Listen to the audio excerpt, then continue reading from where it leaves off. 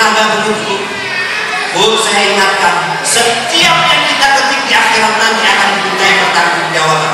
Maka jangan pernah ketik kalimat-kalimat yang kira-kira menyakiti hati orang. Jangan nyebar hoax, jangan nyebar kebohongan. Kalau kagak paham, mendingan diam. Betul tidak, Bu?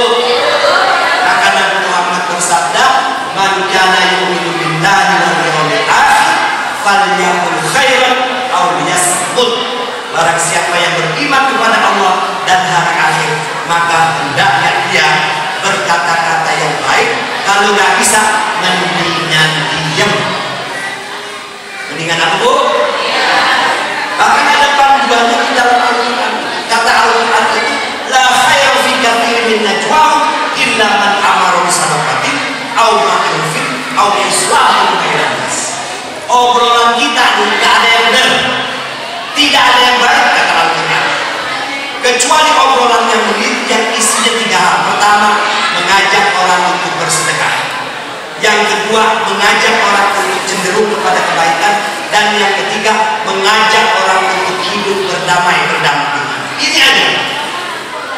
Ya. Jadi kalau tidak itu, maka dianggap oleh Al-Quran tidak baik. Apalagi kalau ada gosip, ghibah dan lain sebagainya. Jadi la khairu, kata Al-Quran, tidak ada sama sekali kebaikan fi la khairu min najwahum illa man amara bi sadaqatin aw ma'rufin aw islahin bainan nas. Tidak ada kebaikan sama sekali dalam obrolan manusia itu, kecuali obrolan yang isinya mengajak orang untuk semangat bersedekah, mengajak orang untuk semangat berbuat baik, dan mengajak orang untuk semangat hidup saling menyayangi, saling mendampingi, saling berdampingan damai satu sama lain. Kalau di sini saya lihat kayaknya damai semua orang. Betul tidak? Mudah-mudahan kagak ada yang kerok. Betul tidak? Aman.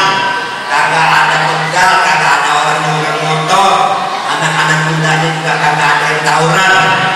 Mudah-mudahan Allah lindungi keluarga kita dari hal-hal ini. Terakhir, karena Islam keras juga kan, Nabi Muhammad sering berkata, "Wah, peristiwa Isra Mi'raj itu kayaknya nggak masuk akal." Ya memang nggak masuk akal kalau ukurannya otak manusia. Tapi ini kan Allah yang memperjalankan, bukan Nabi Muhammad jalan sendiri dari Mekah ke dari Baitul Haram ke Baitul Maqdis, kemudian naik ke Sidratul Muntaha hanya dalam waktu yang sangat singkat, di dalam satu malam. Bahkan dalam sejarah, dalam kitab-kitab hadis dan tafsir dijelaskan tempat tidur Nabi ketika Nabi balik itu masih hangat, Bu. Coba, Bu, kita tiduran, kita bangun, balik lagi, pasti kasur kita masih hangat, berarti kita tinggal belum lama. Nah, dalam kitab-kitab tafsir itu dijelaskan kasur Nabi masih hangat ketika Nabi Muhammad datang. Kok bisa? Ya bisa lah. Kenapa? Allah yang memperjalankan. Makanya ayatnya menegaskan, Subhanallah asma abdihi laila minal masjidil haram ilal masjidil aqsa. Maha suci zat yang memperjalankan hambanya dari Masjidil Haram ke Masjidil Aqsa. Bukan Nabi Muhammad jalan sendiri. Kalau jalan sendiri ya nggak bisa, karena Nabi Muhammad badannya sama kita, ada dagingnya, ada darahnya, punya mata, punya urat, punya otot dan lain sebagainya.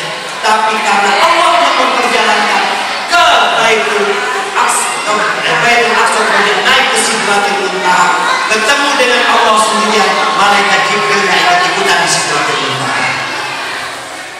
Nah, dalam perjalanan Nabi Muhammad itu melihat beberapa fenomena, yang salah satunya adalah melihat gerombolan orang yang lidahnya panjang, dia potong berdarah-darah, dia potong lagi, panjang lagi, potong lagi, berdarah-darah. Kaget lagi.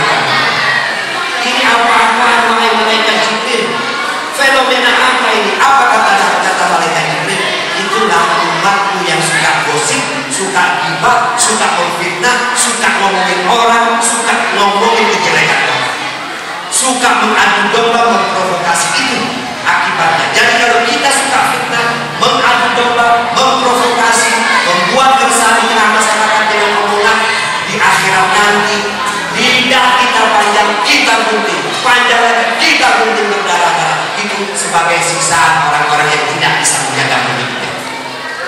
Maka sekali lagi saya mengingatkan berdasarkan sabda dari Muhammad bahwa kalau kita tidak bisa bicara yang baik, mendingan diam.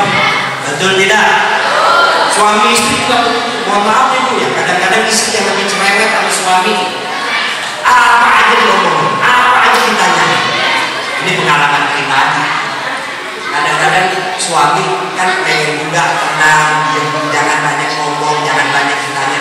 Apalagi kalau pulang dari mana-mana udah ditanya, kemana aja tadi, mampir ke sini nggak ada. Betul nggak Pak? Suami pulang tenang saja, dulu biar duduk hangat, jangan pakai ditanya macam-macam. Kalau ditanya macam-macam, kadang-kadang ngejelasinnya belum mood. Ntar kalau udah tenang, sediain teh kayak di iklan-iklan itu kan dititip kasih teh baru aja. Udah mau tidur secukupnya ngomong.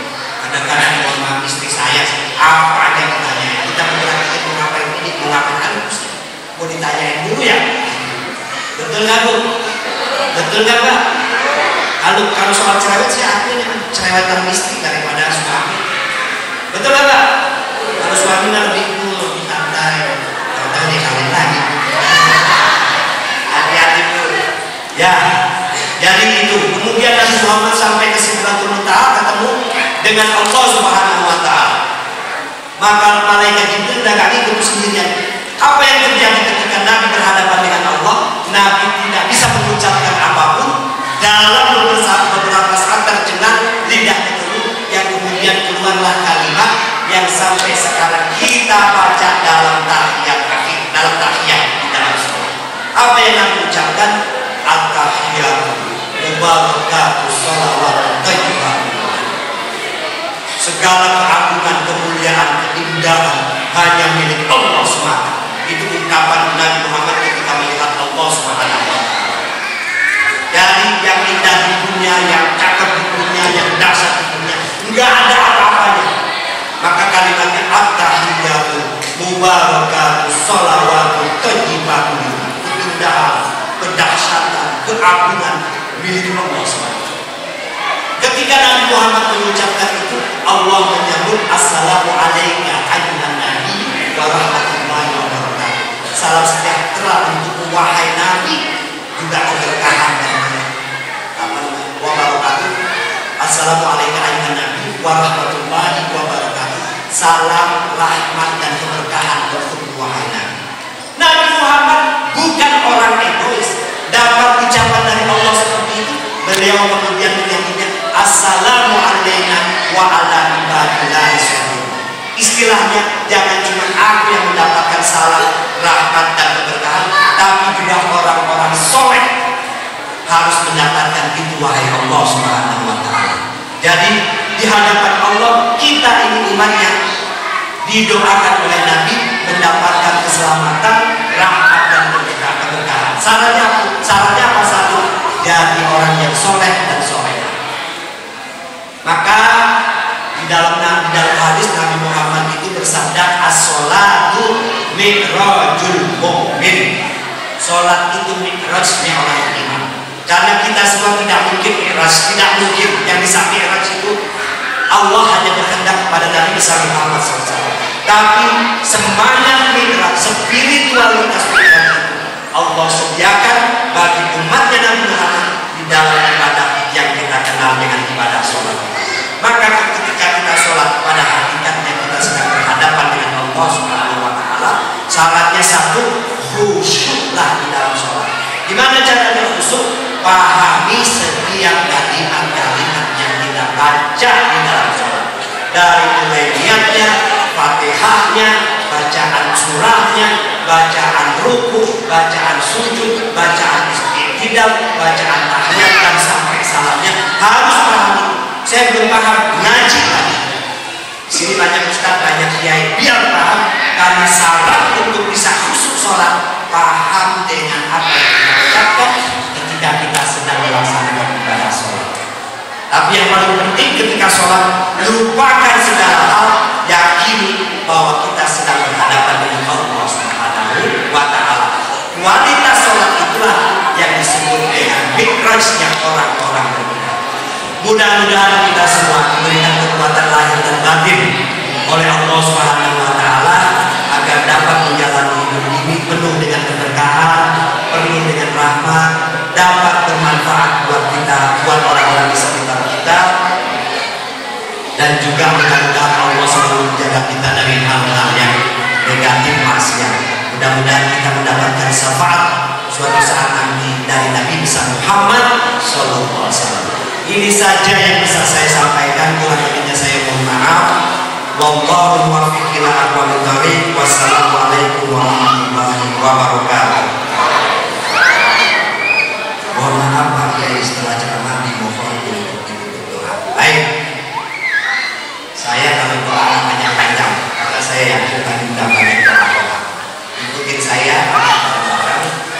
Ini ikrar, bukan doa, tapi ikrar bahwa segala sesuatunya itu yang mencukupi kita Allah, bahwa Allah lah yang menjadi wakil terbaik karena Allah lah pemilik alam raya. Ikuti saya bersama-sama. Hasbunallah wa ni'mal wakil, ni'mal maula wa ni'man nasir, wa la haula wa la quwwata illa billahil aliyyil azim. Al-Fatihah.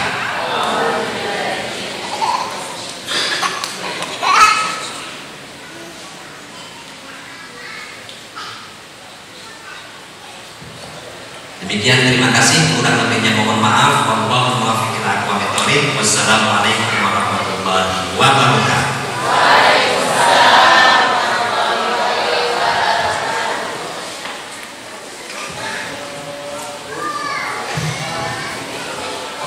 Terima kasih atas pemizahan